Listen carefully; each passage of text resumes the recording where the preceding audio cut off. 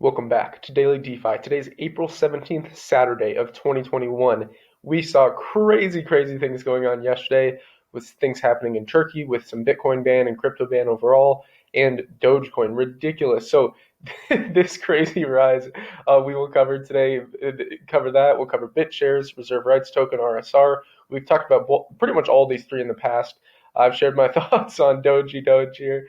And I've actually considered doing. Yesterday, I attempted to, but I'm here in Cappadocia in Turkey, and it wasn't until I arrived that I saw this craziness happen. I was considering. I like kind of tested out doing a live stream here, and I have like a dedicated. This cave hotel is ridiculous that I'm in. Maybe I'll do a live stream either tonight or tomorrow night and discuss discuss things with Turkey, and really why I see these things going on with Dogecoin as yes, you can see it as kind of a joke, but when you're talking about billions of dollars being put in a token that's truly started as a joke, you can see the power of the internet, the power of kind of the masses to disrupt these central bankers and these central planners. And it's one of these things where I think this is just an example of how this can be done when we have something that is actually genuinely good. Like, yes, okay, Dogecoin, if Elon Musk really does like Dojo for Dogecoin or one of these things I've talked about in the past, it can have some use cases, but right now it's really just a joke, to be honest. Like, yes, it's you could say gold is a joke, but it's an asset that's been around for thousands of years and has actual use cases. And my point here, again, maybe I'll expand on this in a live stream, is this force you see behind kind of this hysteria and I guess like madness of crowds with Dogecoin. If you point that energy in the right direction with a quality project, for example, if you point that same energy in the direction of something like Cardano, or we've talked about it in the past, Ampleforth, these really kind of undervalued projects that are similar to Ethereum. And I laid out yesterday why I think Ethereum is great. And by the way, I will get here to our normal setup here. I just wanted to kind of make this as a quick intro. If you point this energy, this kind of madness of crowds energy in the same direction as something that has genuine quality use cases, that has the actual they have the actual papers written. They're really fundamentally sound, and they've been working on their technicals and really the computing power for so long. Cardano has been building this, and they haven't even gone live yet.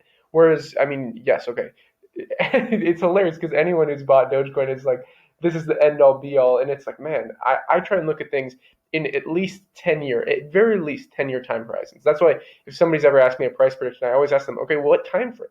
Are you trying to sell this thing in a week? Are you trying to sell this thing in tomorrow?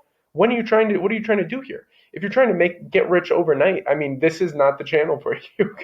Go play the lottery. What I'm focused on is building fundamentals here on these things that will last you a lifetime. That's the point here. Because in 5 years from now, when you've spent all the money you made on Dogecoin, it's really funny money at the end of the day, and genuinely funny money. Now, that's not saying I don't knock anyone who's made money on this.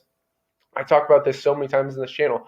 There's no great tragedy in other people making money. If you purely are focused on, oh, that person made money, you have kind of this fear of missing out, this FOMO thing. Go watch that video I made on psychoneuroimmunology. How this kind of contrast bias really hurts you in a lot of ways if you're constantly comparing yourself to someone where you don't know the full story. All you see is kind of the surface level. You're just reading the back of the book, basically. You're not really digging into the chapters of, okay, how did they make this money? Oh, wait a second. They bought Dogecoin with their parents' money. Oh, okay. So maybe I shouldn't be comparing myself to this person. Maybe you should be focusing on building skills that you actually need to really build wealth and thrive in this crazy world of as George Gammon says, build wealth and thrive in this crazy world of out of control central banks and big government. So we will also be talking about Bitcoin in Turkey. Again, if I do a live stream tonight or tomorrow, let me know in the comments which one would be better. I'll probably will also put out a poll on this, which is best. Ideally, I'll do it here in Cappadocia. I'll be here until Monday, and then I make my way farther towards eastern Turkey and then into Armenia, Georgia, and Ukraine. But this other one is the article on trading apps actually pushing out TikTok in popularity, which is incredible to see. And we'll move here into DeFi polls. So this is crazy again, you guys. It's good to see Dogecoin on the rise, but what I like even more is to see these actual, like I said, fundamentally sound projects that are really doing good for the world. I love these because, again, it doesn't matter where you're from. It doesn't matter what your name is. It doesn't matter your ethnicity. It doesn't matter your race. None of these things matter when you have this decentralized protocols that anyone can go on. It's an even playing field, and you can tap into the same really resources that the ultra wealthy, only the like sons of oligarchs or sons of kings have had in the past, whereas the common person, the villager, hasn't been able to have access to. They a lot of times it's just in this recent, let's see, what I would say like 25 years, that the internet has been able to kind of help people out of poverty, lift people out of poverty, and now we're kind of building another layer on that, which is the internet of money. And this is an even better thing for truly lifting people out of poverty if they have the ambition to do so. If you don't have the ambition to do so, there's really no helping you. You have to find that within yourself. Nobody can feed you ambition. You know what I mean?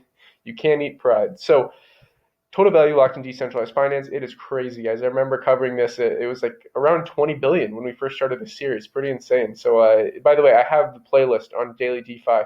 So it'll be interesting, a year from now to scroll back and watch those beginning ones and just see exactly what's going on. I mean, yeah, anyways. So let's waste no more time and get into it. So 59.27 billion, hitting new all-time highs, compound dominance right around 18.9%, and DeFi Pulse Index at 535.78. That is very good to see. Again, Compound has that top spot, but Maker is creeping up on it. Now moving on to juicy NFTs. By the way, yesterday I recorded a video on the history of CryptoPunks. This is one that I think it's interesting to learn about because, again, like I said at the beginning of this video, I try to look at things not in the short-term time horizon. I like to zoom out. This is kind of something that is so many people get so tunnel visioned in, okay, what are they going to do in the next week? How are they going to make money so soon? And it's like you have to build systems in place so you don't have to worry about money for the next week, for the next month, for the next year. Maybe I'll do more videos on that. How it's important in the beginning, especially if you're really starting to build wealth and build capital so you can invest, that budgeting is important. These things that some people kind of overlook if they're just like, oh, I'm going to make money in crypto. No, guys, budgeting is important. Like it's one of these things, especially when you're starting out. Yes, when you are able to build enough wealth where you have basically your expenses paid for the next year, 2 years, 3 years, then you can be a bit more ambitious. You can take more risks. But the good thing is you can take risks knowing that you are secure, knowing that you have these things.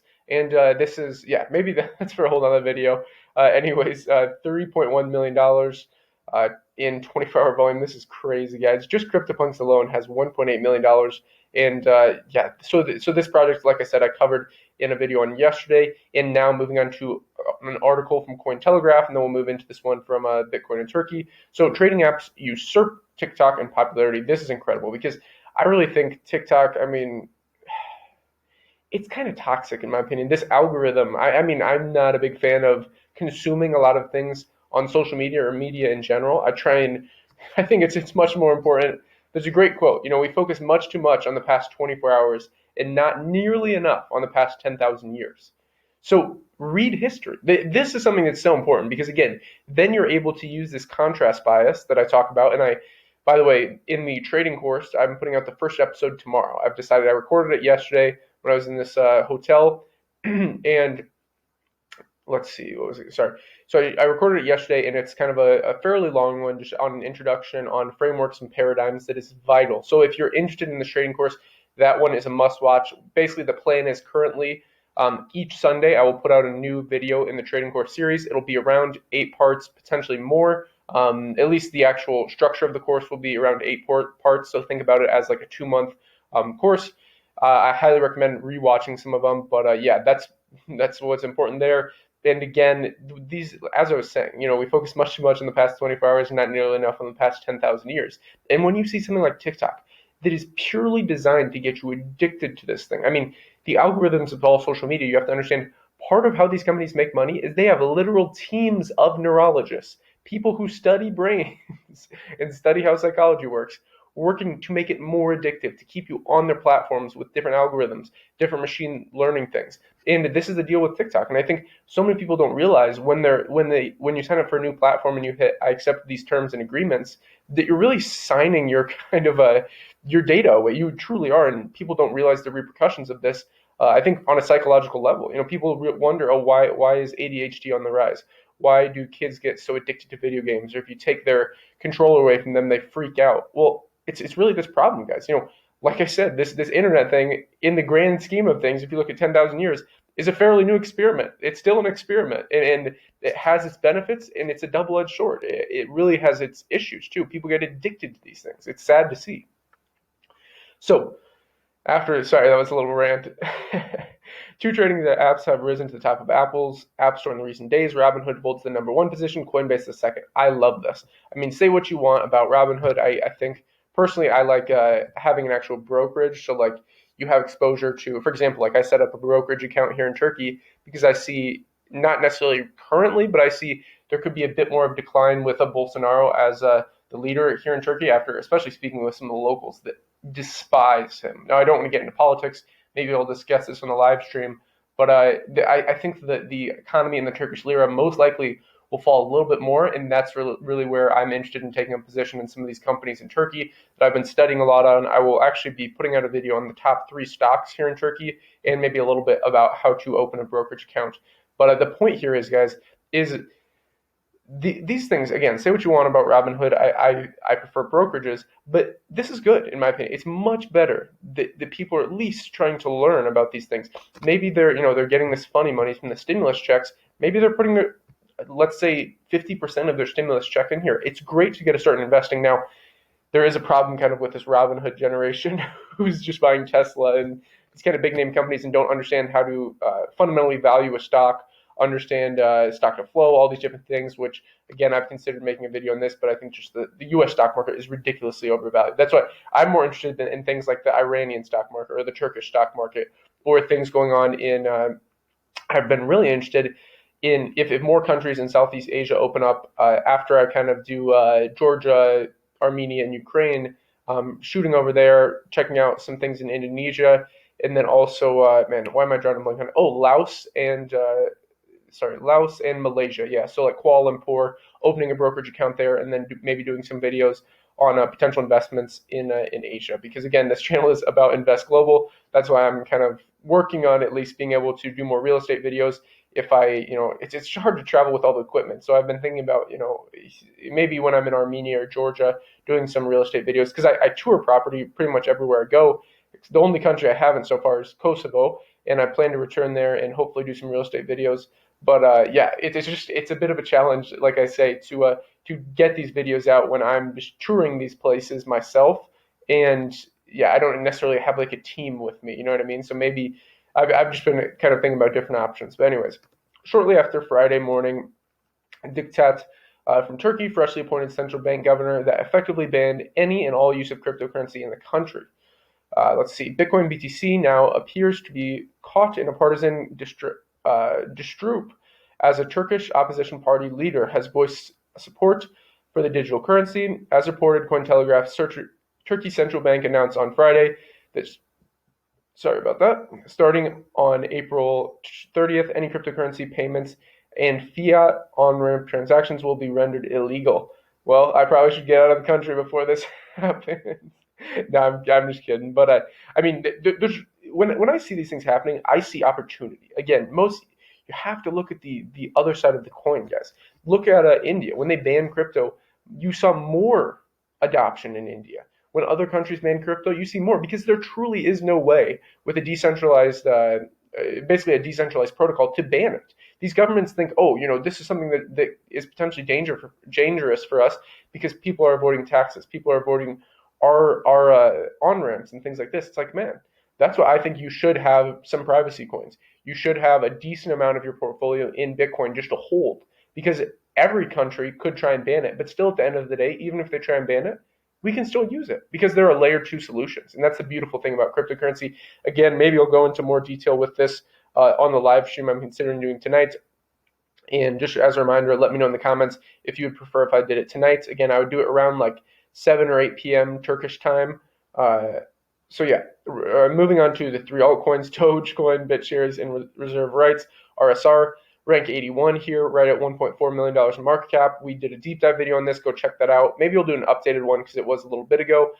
Sitting right around 10 cents, up about 16.5%, about 13% circulating to max supply. I think RSR is great. This one had an incredible rise from back here. I think I picked up a decent amount of it right here in October when I was in Montenegro. Moving on to Bitshares, BTS again. This is one we did a deep dive on. I'm talking about how this is one it's really kind of lagging behind along with Chain. These kind of 2017 projects that popped off and then they just haven't really skyrocketed like a lot of other things are. So this potentially, like if you believe in these projects fundamentally, you could say, okay, wait a second, this was the all-time high. Everything else is popping off. Doge is going, 20, 30x. Why can't this? Well, that's all part of fundamental and technical analysis. And the reason really Doge is popping off, moving on to that, is really the sentimental analysis, guys. That's what I talk about in the How to Do Your Own Research video, which I'll probably do an updated version of, is this sentimental analysis. It is absolutely vital. I mean, look at this. I'll definitely cover this more in detail, my kind of thoughts on this. But again, so many people look at this and they're like, man, why didn't I buy this? I think this is my opinion with Doge. I'll just say this really quick.